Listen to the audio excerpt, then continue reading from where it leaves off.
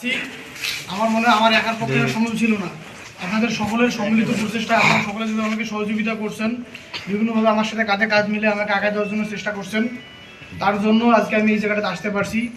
হয়তোবা সাদ্দাম ভাইয়ের কাজ পর্যন্ত বা সেন্ট্রাল নেতারা যারা ছিল আমাকে এই বিষয়ে সহযোগিতা করছে, তাদের কাছ পর্যন্ত যাইতে পারছি।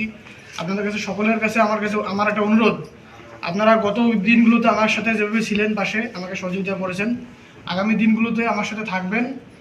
জননেত্রী শেখ হাসিনার যে স্মার্ট বাংলাদেশ গড়ার প্রত্যয়ে আগামী যে পরিকল্পনাগুলো হাতে নিয়েছেন, আমরা যেন স্মার্ট ছাত্রলীগ হয়ে সেগুলো বাস্তবায়ন করতে পারি এবং কারমাইকেল কলেজ ছাত্রলীগ একটি মডেল এবং স্মার্ট ছাত্রলীগ ইউনিটে রূপান্তরিত করতে পারি।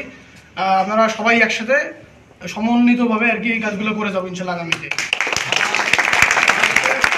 আমি কারমাইকেল কলেজ ছাত্রলীগের সাধারণ সম্পাদক হয়েছি।